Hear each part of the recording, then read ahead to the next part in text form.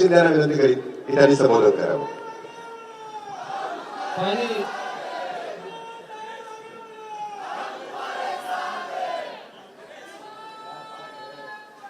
राजेशजी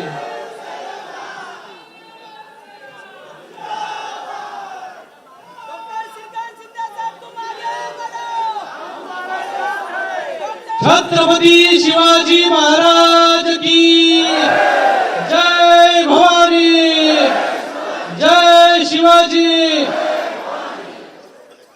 आज या डोंबिवलीमध्ये शिवसेनेचा विजय निर्धार मेळावा पार पडतोय आणि या निर्धार मेळाव्यासाठी या राज्याचे उपमुख्यमंत्री शिवसेनेचे मुख्य नेते एकनाथजी शिंदे साहेब उपस्थित आहेत आणि त्याचबरोबर समोर बसलेले सर्व शिवसैनिक आणि डोंबिवलीकर नजर जात नाही तिथपर्यंत जे आहे ही लोक त्या ठिकाणी उपस्थित आहेत. शेवटच्या माणसाने हात वरती करून सांगा की तिथपर्यंत आवाज पोहोचतोय की नाही, पोहोचतोय की नाही, आवाज आला नाही मला, पोहोचतोय की नाही. आणि आताच ज्यांचं दमदार भाषण झालं असे जिसमें है दम उसका नाम है राजेश कदम, आणि तेही अर्धाच त्याचं भाषण झालं. आता थोडा आवाज बसलाय, सर्दी खोकला झालाय तरी पण शिवसैनिक जो आहे हा दम लागेसोर जे आहे भाषण शिवसेनेसाठी जे आहे दम लागला. राजेश म्हणून आम्ही राजेश कदमांना बघत होतो तिथून, तरी देखील ते थांबले नाही. कारण की शिंदे साहेबांच्या नेतृत्वामध्ये या कल्याण डोंबिवलीमध्ये जी कामं गेल्या 10 वर्षांमध्ये झालेली आहेत आणि ते नंतर जेव्हा मुख्यमंत्री झाले तेव्हा जी कामं झाली, जेव्हा तो निधी आला त्याची तोड जी आहे त्याच्याबरोबर बराबरी जी आहे ती कोणीही करू शकत नाही. एवढं मोठं काम जे आहे या कल्याण डोंबिवलीमध्ये उभं केलंय. आणि आता राजेशजींनी तर फक्त डोंबिवलीचीच कामं इथे बोलून दाखवली, ती देखील अर्धी. हा जो कल्याण डोंबिवली मतदारसंघ आहे, हा कल्याण डोंबिवली मतदारसंघ नेहमी युतीला मानणारा, युतीला निवडून देणारा मतदारसंघ आहे, शिवसेनेला निवडून देणारा मतदारसंघ आहे, नेहमी शिवसेनेवर भरभरून प्रेम करणारा हा मतदारसंघ आहे. याच मतदारसंघाने मला 3 वेळा खासदार केलं, 2014, 2019 आणि 2024. आणि दरवेळेस या डोंबिवलीमध्ये जो मताधिक्य आहे हे मताधिक्य वाढत राहण्याचं काम जे आहे या डोंबिवलीकरांनी केलं. त्यासाठी सर्व डोंबिवलीकरांचे देखील मी खूप खूप धन्यवाद व्यक्त करतो. आणि नेहमीपासून पूर्वीपासून इतिहास राहिलेला आहे डोंबिवलीचा की जे कोणी लोकप्रतिनिधी आमदार होता, खासदार होता, त्याच्यामध्ये त्यांच्या जिंकण्यामध्ये डोंबिवलीचा सर्वात मोठा जो आहे हा वाटा जो आहे हा डोंबिवलीचा राहिलेला आहे, डोंबिवलीकरांचा राहिलेला आहे. कारण की इथे युतीला मानणारा मतदारसंघ, युतीला मानणारे मतदार आहेत आणि आम्ही देखील युतीमध्ये गेले 10 वर्ष काम करतो. गेल्या 10 वर्षामध्ये आपण मला निवडून दिल्यानंतर या मतदारसंघामध्ये अनेक कामं जी आहेत ती आपण घेऊन आलो. 10 वर्षा अगोदरची परिस्थिती आणि आताची परिस्थिती. राजेश कदमजी बरोबर म्हणाले की अगोदरच्या या रस्त्यांमध्ये आपल्याला रस्ते आहेत का खड्डे आहेत हेच कळत नव्हतं. पण आज परिस्थिती बदलली. साहेब जेव्हा नगरविकास मंत्री झाल्यानंतर मुख्यमंत्री झाले तर मोठा निधी हा कल्याण डोंबिवलीसाठी आला. आणि या कल्याण डोंबिवलीमध्ये सर्व रस्ते सिमेंट कॉन्क्रीटचे कसे होतील याच्यासाठी आपण प्रयत्न सुरू केले आणि आज डोंबिवलीमध्ये बहुतेक रस्ते जे आहेत सिमेंट कॉन्क्रीटचे आपल्याला पाहायला मिळाले. काही रस्ते जे आहेत गल्लीमध्ये जे आहेत ते राहिलेले असते. पण इतकं मोठं शहर असून सुद्धा सर्व रस्ते सिमेंट कॉन्क्रीटचे झाले.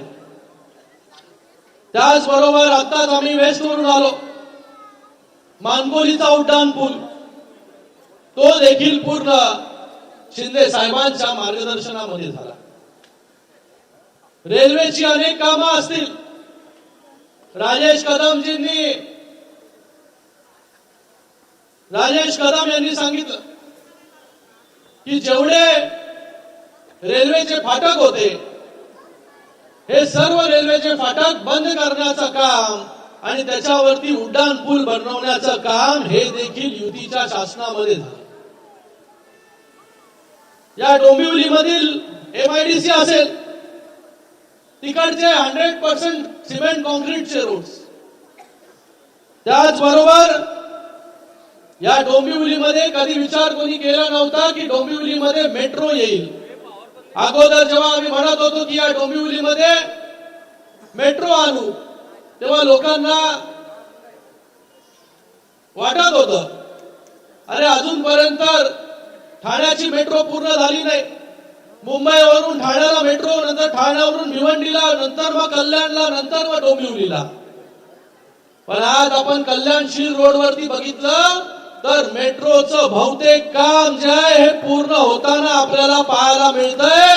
मला वाटत नाही इतक्या गतीने कुठलं काम जे आहे ते पूर्ण होताना आपण पाहिलं असेल.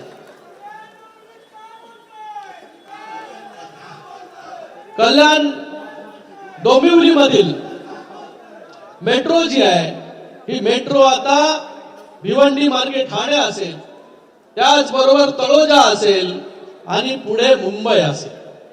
हा देखील प्रवास आपण मेट्रोनी करू शकणार. त्याचबरोबर ह्याच कल्याण डोंबिवलीमध्ये कल्याणशील रोड आज आपण पाहताय की अगोदरचा रस्ता कसा सिंगल लेन होता, डांबराचा होता. प्रत्येक पावसाळ्यात जे ते खड्डे पडत होते, आपण त्याच्यामध्ये प्रवास करत होतो. आज तोच रस्ता जो आहे हा सहापदरीकरण करण्याचं काम देखील शिंदे साहेबांच्या नेतृत्वामध्ये झालं आणि आता तिथे मेट्रोचं काम चालू आहे. आणि आता तिथेच शिंदे साहेबांनी जे आहे हे डबल डेकर फ्लायओव्हरचं काम देखील मंजूर केलेलं आहे. म्हणजे महाप्यावरून जो व्यक्ती त्या फ्लायओव्हर वरती चढेल तो डायरेक्ट रांजनोली फाट्यावरती जाऊन उतरेल. म्हणजे खालची जी ट्रॅफिक आहे पूर्ण ट्रॅफिक जे आहे पूर्णपणे बंद होईल. पलावाचा उड्डाण पूल असेल, त्याचबरोबर रिंग रोड. हा रिंग रोड तर म्हणजे गेले अनेक वर्ष कल्याण डोंबिवलीमध्ये रिंग रोड होणार हेच ऐकत होतो. पण आज आपल्याला सांगतो मी, कल्याण पश्चिमेला जो आहे हा टिटवाळ्यापर्यंत बहुतेक जो आहे हा रिंग रोडचं काम 85% जे आहे पूर्ण झालेलं आहे. आता मानकोलीला देखील काम सुरू झालेलं आहे आणि तोच जो रिंग रोड जो आहे तो आता काटई पर्यंत जाणार आहे. म्हणजे काटईवरून टिटवाळा आणि तिथून नॅशनल हायवेला जर आपल्याला जायचं असेल तर आज जर जायचं असेल तर 1.5-2 तास आपल्याला लागतात. हा रिंग रोड पूर्ण झाल्यानंतर 15 ते 20 मिनिटांनंतर जो आहे काटईचा टिटवाळा प्रवास जो आहे तो आपण करू शकणार आहे. अशी अनेक कामं आहेत, ही कामं आपण केली. कधी जे आहे हे कोणावरती टीका करण्यामध्ये धन्यता मानली नाही. काम आहे की काम, विकासाचं राजकारण जे आहे हे करण्याचं काम आपण इथं केलं. म्हणून इतका मोठा निधी इथे आणू शकलो, इतकी सारी कामं जी आहेत ती आपण इथे करू शकलो. लोकरामचा उड्डाण पूल असेल, त्याचबरोबर या डोंबिवलीमध्ये सुतिकागृह, गेले अनेक वर्ष सुतिकागृहाचं काम बंद होतं की सुतिकागृहाच्या जागेचे आहे चांगलं हॉस्पिटल व्हावं अशी लोकांची मागणी होती. पण त्या ठिकाणी चांगलं हॉस्पिटल झालं पाहिजे ही आमची मनशा होती. म्हणून शिंदे साहेबांकडे आम्ही गेलो आणि त्यांना सांगितलं की आम्हाला या कल्याण डोंबिवलीमध्ये चांगलं मोठं हॉस्पिटल पाहिजे. त्यांनी देखील जे आहे ते होकार दिला आणि आज सुतिकागृहाच्या जागे 200 बेडचं कॅन्सर हॉस्पिटल जे आहे ते तिकडे तयार होत आहे. काही दिवसांमध्ये जे आहे हे आपल्या सेवेमध्ये येईल. हे हॉस्पिटल तयार झाल्यानंतर शास्त्रीनगरचं हॉस्पिटल जे कल्याण डोंबिवलीला आज सगळीकडे ट्रीटमेंट देतात सगळ्या पेशंट्सला, ते देखील शिंदे साहेब आम्हाला भविष्यामध्ये जेव्हा हे हॉस्पिटल बनून तयार होईल हे देखील जसं आपण ठाण्यामध्ये 700 बेडचं सिव्हिल हॉस्पिटल करताय त्याच धर्तीवरती आम्हाला या शास्त्री नगरचं रिडेव्हलपमेंट करायचं आहे जेणेकरून या कल्याण डोंबिवलीमधील सगळ्या नागरिकांना या ठिकाणी कमी दरामध्ये सेवा जी आहे ती त्या ठिकाणी मिळेल. तशाच प्रकारचं 700 बेडचं नाही पण किंबहुना 500 बेडचं तरी शास्त्री नगरचं हॉस्पिटल जे आहे करण्याची कॅपॅसिटी जी आहे ते त्या हॉस्पिटलमध्ये आहे. त्याचबरोबर वेगवेगळे तलावांचं सुशोभीकरण असेल, सावळाराम क्रीडा संकुल त्याचं भूमिपूजन आपण काही 2 आठवड्या अगोदर केलं. महाराष्ट्रामधील पहिलं elevated vertical sports stadium 2.5 lakh square फीटचं हे देखील आपल्याच माध्यमाने जे आहे या डोंबिवलीमध्ये उभं राहतंय. यासाठी देखील आपले मी खूप खूप धन्यवाद व्यक्त करतो. पहिल्यांदा जे आहे ते आपल्या कल्याण डोंबिवलीतील नागरिकांना, मुलांना जे आहे हे सरावासाठी एक चांगलं स्पोर्ट्स स्टेडियम इंटरनॅशनल दर्जाचं ते देखील याच डोंबिवलीमध्ये होत आहे. त्याचं टेंडर देखील झालेलं आहे, वर्क ऑर्डर देखील झालेली आहे आणि त्याचं काम देखील आता सुरू झालंय. पुढच्या 1.5 वर्षांमध्ये आपल्याला हे वर्टिकल स्टेडियम जे आहे सावळाराम क्रीडा संकुल मध्ये आपल्याला पाहायला मिळेल. तर आपलं कल्याण डोंबिवली बदलतं. काही लोकांना जे आहे, काही लोकांच्या डोळ्यावरती पट्टी आहे, त्यांना दिसतच नाही की काय कल्याण डोंबिवलीमध्ये होतंय ते. पण आपण या कल्याण डोंबिवलीचा जो आहे हा चेहरा मोहरा कसा बदलेल याच्यासाठी काम करतो. आज कल्याण डोंबिवलीमध्ये इतकी सारी कामं आणि ही देखील फक्त डोंबिवलीमध्ये आपण करतो. कल्याणची यादी वेगळी, आता कल्याणची सभा आहे तिकडे जाऊन ती यादी वाचेल. अंबरनाथ मध्ये वेगळी कामं, उल्हासनगर मध्ये वेगळी कामं. या सगळ्या गोष्टी ज्या आहे हे आपण दाखवलेल्या विश्वासामुळे जे आहे हे आम्ही या ठिकाणी करू शकतो. मला बाकी लोकप्रतिनिधींना विचारायचंय की यातले जे कामं मी मोजून दाखवले त्यातली एक तरी गोष्ट जी आहे ती खोटी असेल तर त्या लोकांनी मला सांगावं.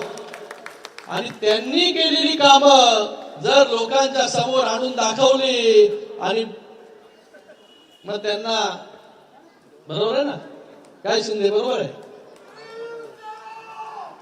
बघा आपण नेहमी जे आहे हे विकासाचं राजकारण या ठिकाणी करतो. आज केंद्रामध्ये देखील नरेंद्र मोदीजींच्या नेतृत्वाखाली चांगली कामं जे आहे या मतदारसंघामध्ये झाले. मी सगळ्याकडे अभिमानाने सांगतो की 10 वर्षामध्ये जेवढी कामं माझ्या मतदारसंघामध्ये रेल्वेमध्ये झाली तेवढी कुठे जी आहे ती झाली नसतील तेवढी माझ्या मतदारसंघामध्ये झाली. 10च्या 10 स्टेशन जे आहे डेव्हलप करण्याचं काम असेल, तिथे सोयीसुविधा देण्याचं काम असेल, हे ह्याच मतदारसंघामध्ये झालं. युतीमध्ये काम करणारे आपण सगळे कार्यकर्ते आहोत. गेले अनेक वर्ष आपण युतीमध्ये काम करतोय. पण काही लोक जे आहे युतीमध्ये खडा टाकण्याचं काम, मिठाचा खडा टाकण्याचं काम करतायत. मी त्यांना सगळ्यांना सांगू इच्छितो की आज युती मला मानणारा हा मतदारसंघ आहे. हा डोंबिवली जो आहे हा युतीचा बालेकिल्ला आहे, हिंदुत्वाला मानणारा मतदारसंघ आहे. हा नेहमी युतीच्या पाठीशी जो आहे हा खंबीरपणे उभा आहे. म्हणून आम्ही जे आहे नेहमी युतीबद्दलच, युतीसाठी जो आहे हा आग्रही असतो. युतीबद्दलच नेहमी जे आहे शिंदे साहेबांच्या तोंडी पण आपण ऐका, माझ्याही कधीही जे आहे हे युती सोडून आपण कधी बोललो नाही. जेव्हाही बोललोय तेव्हा या कल्याण डोंबिवलीमध्ये युतीचाच महापौर बसणार हेच वक्तव्य जे आहे ते आमच्या तोंडून निघालेलं आहे. कारण की युतीने या कल्याण डोंबिवलीमध्ये नेहमी जे आहे सत्ता दिलेली.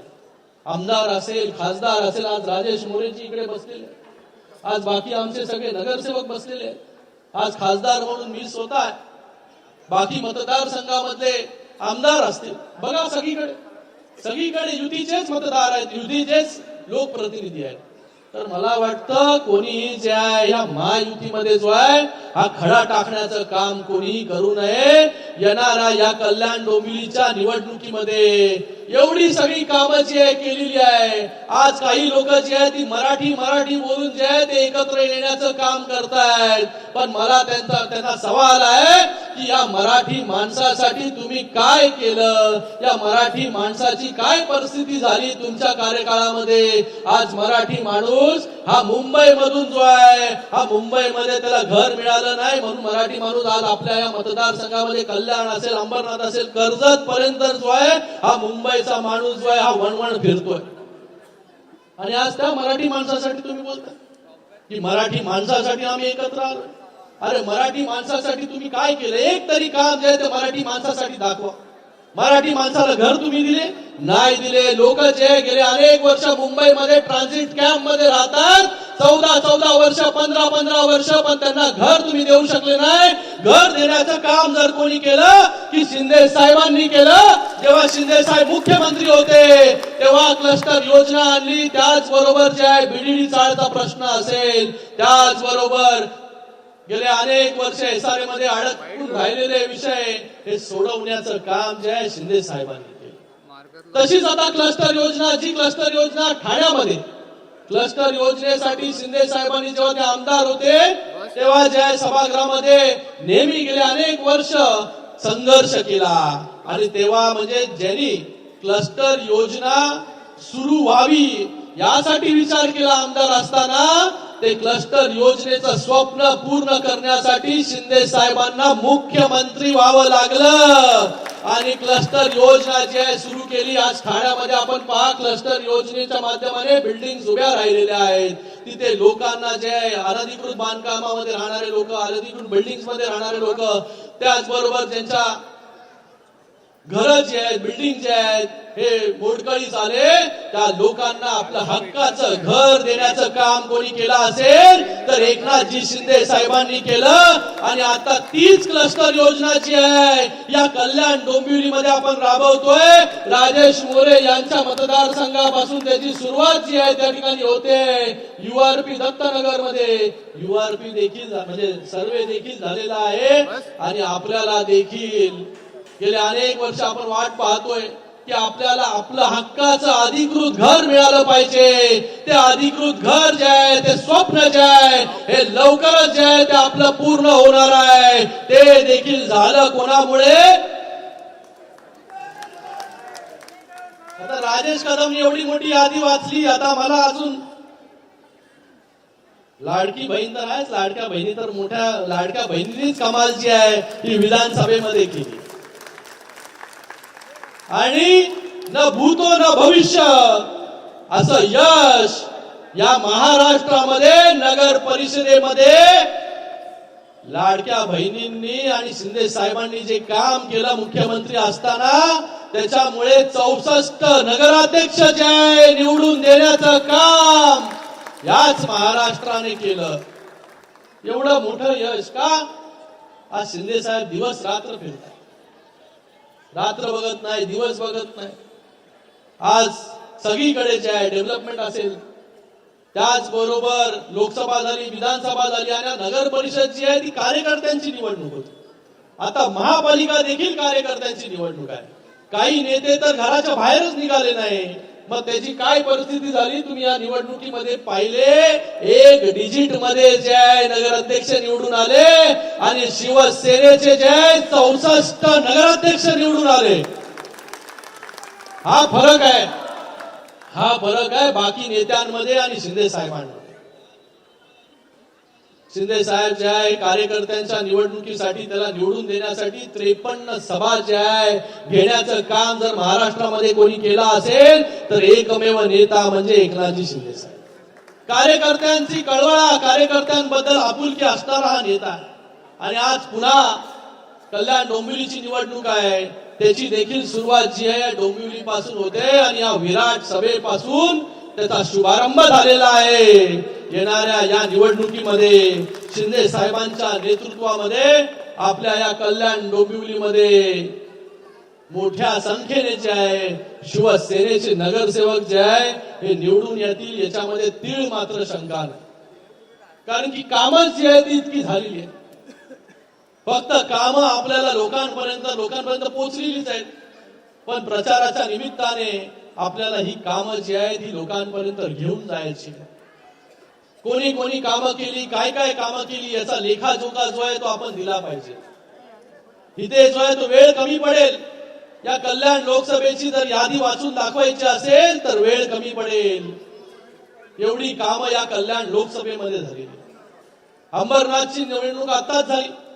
त्या अंबरनाथच्या निवडणुकीमध्ये जरी शिवसेनेचा नगराध्यक्ष निवडून नसेल आला तरी त्या अंबरनाथ मध्ये 63,000 मतं, सर्वाधिक मतं जी आहे शिवसेनेला मिळाले आणि सर्वाधिक नगरसेवक 27 हे शिवसेनेचे निवडून आले.